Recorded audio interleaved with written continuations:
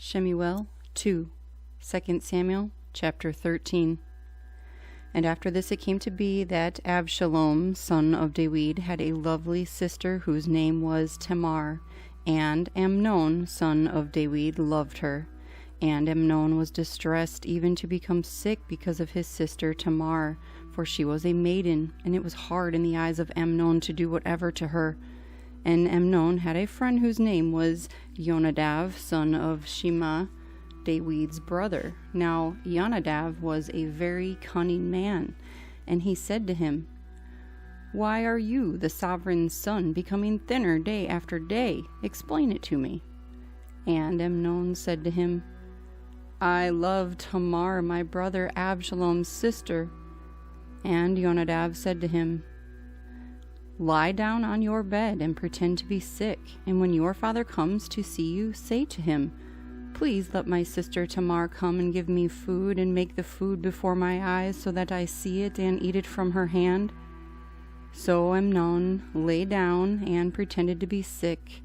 And when the sovereign came to see him, Amnon said to the sovereign, "Please let Tamar my sister come and make a couple of cakes for me before my eyes, so that I eat from her hand." And David sent to Tamar to the house, saying, "Please go to the house of your brother Amnon and make food for him." So Tamar went to her brother Amnon's house while he was lying down, and she took dough and kneaded it and made cakes before his eyes and baked the cakes. And she took the pan and turned them out before him, but he refused to eat. And Amnon said, "Make everyone go away from me." And they all went out from him. And Amnon said to Tamar, "Bring the food into the bedroom, that I eat from your hand." And Tamar took the cakes which she had made and brought them to Amnon, her brother, in the bedroom. And she brought them to him to eat, and he took hold of her and said to her, "Come, lie with me, my sister." And she answered him, "No, my brother, do not humble me, for it is not done so in Yisrael. Do not do this wickedness. And I, where could I take my shame? And you would be like one of the fools in Yisrael. And now please speak to the sovereign, for he would not withhold me from you." But he would not listen to her voice, and being stronger than she, he humbled her and lay with her. Amnon then exceedingly hated her, so that the hatred with which he hated her was greater than the love with which he had loved her. And Amnon said to her, "Arise, go." And she said to him, "No, for this evil of sending me away is worse than the other you have done to me." But he would not listen to her, and he called his young man serving him and said, "Now put this one out, away from me, and bolt the door behind her." And she had on a long coat, for the sovereign's maiden daughters wore such garments. And his servant put her out and bolted the door behind her. And Tamar put ashes on her head and tore her long coat that was on her, and put her hand on her head and went away crying bitterly. And Abshalom her brother said to her, "Has Amnon your brother been with you? But now keep silent, my sister. He is your brother. Do not take this matter to heart." So Tamar remained in the house of her brother Abshalom, but was ruined. And sovereign David heard all these reports, and he was very wroth. And Abshalom spoke to his brother Amnon, neither good nor evil, for Abshalom hated Amnon because he had humbled his sister Tamar. And it came to be after 2 years that Abshalom had sheep shearers in Baal Chizor, which is beside Ephraim. And Abshalom invited all the sons of the sovereign. And Abshalom came to the sovereign and said, "See, your servant has sheep shearers. Please let the sovereign and his servants go with your servant." But the sovereign said to Abshalom, "No, my son, let us not all go now, lest we be too heavy on you." And he urged him, but he would not go, and he barak him. And Abshalom said, "If not, please let my brother Amnon go with us." And the sovereign said to him, "Why should he go with you?" And Abshalom urged him, so he let Amnon and all the sons of the sovereign go with him.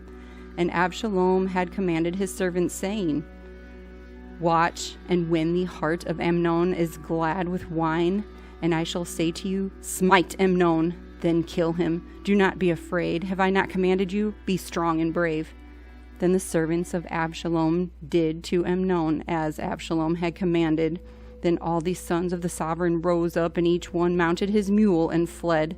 And it came to be while they were on the way that news came to David, saying, Abshalom has smitten all the sons of the sovereign, and not one of them is left. And the sovereign rose up and tore his garments and lay on the ground, and all his servants stood by with their garments torn. And Yonadav, son of Shema, David's brother, answered and said, Do not let my masters say they have killed all the young men, the sons of the sovereign, for only Amnon is dead. For by the command of Abshalom, this has been appointed from the day that he humbled his sister Tamar. And now let not my master the sovereign take the matter to his heart, to think that all the sons of the sovereign are dead, for only Amnon is dead. And Abshalom fled, and the young man who was watching lifted up his eyes and looked and saw many people were coming from the way behind him on the side of the hill. Then Yonadav said to the sovereign, Look, the sons of the sovereign are coming, as your servant said, so it is. And it came to be, as soon as he had finished speaking, that, look, the sons of the sovereign came, and they lifted up their voice and wept. And the sovereign too and all his servants wept very bitterly. But Abshalom fled and went to Talmai, son of Ammihud, sovereign of Geshur, and David mourned for his son all the days. So Abshalom fled and went to Geshur, and was there 3 years. Sovereign David then longed to go to Abshalom, for he had been comforted concerning Amnon, because he was dead. Shemu'el 2, 2 Samuel, chapter 14. And Joab, son of Zeruiah, knew that the heart of the sovereign was towards Abshalom.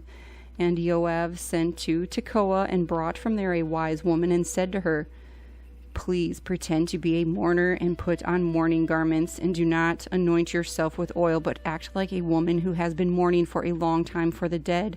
Then you shall go to the sovereign, and speak to him according to this word. And Joab put the words in her mouth, and when the woman of Tekoa spoke to the sovereign, she fell on her face to the ground, and did obeisance, and said, Save, O sovereign. And the sovereign said to her, What is your trouble? And she answered, Truly, I am a widow, my husband is dead, and your female servant had 2 sons, and the 2 fought with each other in the field, and there was no one to part them, but the one smote the other and killed him. And see, the entire clan has risen up against your female servant, and said, Give him who smote his brother, so that we put him to death for the life of his brother whom he killed, and destroy the heir also. Thus they would extinguish my burning coal that is left, and leave to my husband neither name nor remnant on the earth. And the sovereign said to the woman, Go to your house, and let me give orders concerning you. And the woman of Tekoa said to the sovereign, My master, O sovereign, let the wickedness be on me and on my father's house, and the sovereign and his throne be guiltless. And the sovereign said, Whoever speaks to you, bring him to me, and let him no longer touch you. And she said, Please let the sovereign remember Yahuah your Elohim, and the Redeemer of blood not destroy any more, lest they destroy my son. And he said, As Yahuah lives, not one hair of your son shall fall to the ground. And the woman said, Please let your female servant speak a word to my master the sovereign. And he said, Speak. And the woman said, And why have you reasoned like this against the people of Elohim? For in speaking this word, the sovereign is as one who is guilty, in that the sovereign does not bring his outcast one home again. For we shall certainly die and become like water spilled on the ground, which is not gathered up again. Yet Elohim does not take away a life, but shall devise ways so that his outcast ones are not cast out from him. And now I have come to speak this word to my master the sovereign, because the people have made me afraid. And your female servant said, Please let me speak to the sovereign. It could be that the sovereign does what his female servant asks, for the sovereign has listened to deliver his female servant from the hand of the man seeking to destroy me and my son together from the inheritance of Elohim. Then your female servant said, Please let the word of my master the sovereign be comforting, for my master the sovereign is as the messenger of Elohim, in discerning the good and the evil, and Yahuah your Elohim is with you. And the sovereign answered and said to the woman, Please do not hide from me the matter that I am asking you. And the woman said, Please let my master the sovereign speak. And the sovereign said, Is the hand of Joab with you in all this? And the woman answered and said, As your being lives, my master the sovereign, there is none to the right or to the left from all that my master the sovereign has spoken. For your servant Joab commanded me, and he put all these words in the mouth of your female servant. Your servant Joab has done this to change the appearance of the matter. But my master is wise, according to the wisdom of a messenger of Elohim, to know all that is in the earth. And the sovereign said to Joab, See now, you shall do this matter, and go, bring back the young man Abshalom.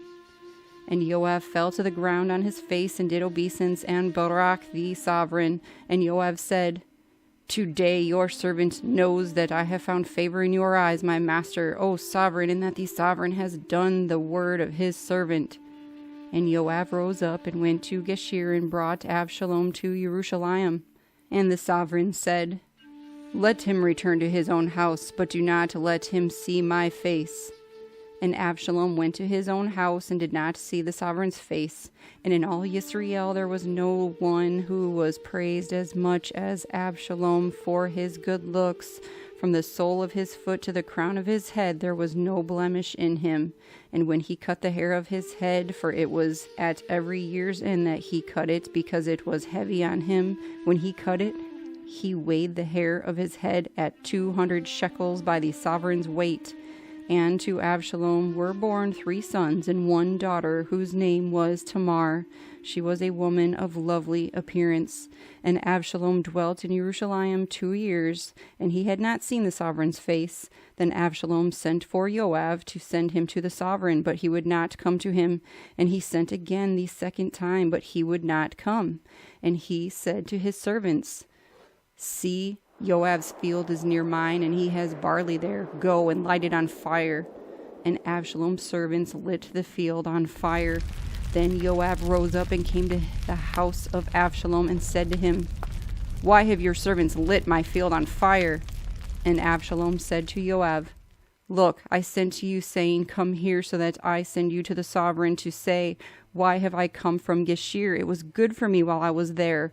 And now let me see the sovereign's face, and if there is any wickedness in me, then you shall put me to death. Joab then went to the sovereign and informed him, and he called for Abshalom. And he came to the sovereign and bowed himself on his face to the ground before the sovereign. Then the sovereign kissed Abshalom.